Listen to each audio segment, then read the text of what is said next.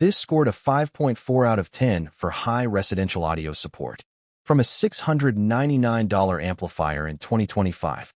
That's exactly what the CineTech Data-Driven AI Analytics system flagged. And today we're breaking down every number. Check the best price on the Sonos Amp from the link in the description and hit subscribe. Let's start with what it can handle. Whole home multi-room audio scores a 9.6. Connect multiple amps across different rooms. Group them in the Sonos app, and every speaker in your house plays in perfect sync. Passive speaker pairing scores a 9.2 because 125 watts per channel at 8 ohms drives almost any bookshelf or floor-standing speaker you already own with real authority. TV audio via HDMI ARC lands at 8.4. It works cleanly and even creates a phantom center channel. But without optical input built in, older TVs need a $25 adapter that honestly shouldn't be extra on a $699 device. Daily performance is where the Sonos Amp earns its reputation. Streaming quality and app integration scores a 9.1. Access to over 100 services, AirPlay 2, Spotify Connect, and room grouping all work flawlessly from the Sonos app. Build quality and thermal management lands at 8.8. A compact black cube that runs warm but never throttles. The passive heatsink design genuinely works. The honest weak spot is high residential audio support at a 5.4.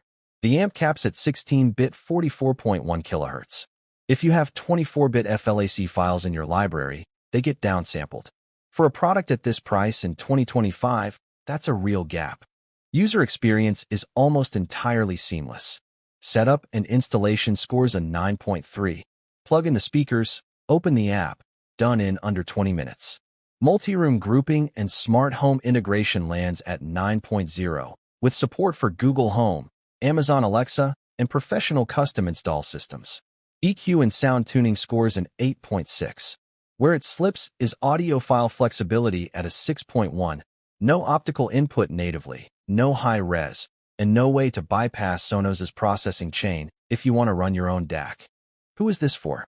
Sonos ecosystem users score a 9.7 match. If you're already in the ecosystem, this is the missing piece that brings your passive speakers into it. Custom install and whole home audio users score a 9.3 because rack mount support and dual mono mode make this a professional-grade tool. Dedicated audiophiles land at 5.6. The 16-bit ceiling and lack of high residential support is a real deal breaker for anyone who takes source quality seriously. Overall, the Sonos Amp scores an 8.4 out of 10. If you want to bring your favorite passive speakers into a whole home wireless system without complicated receivers, nothing does it better. But if you're chasing high residential audio quality, this is not that product. Check the best price from the link in the description. And if CineTech helped you decide, subscribe and leave a like.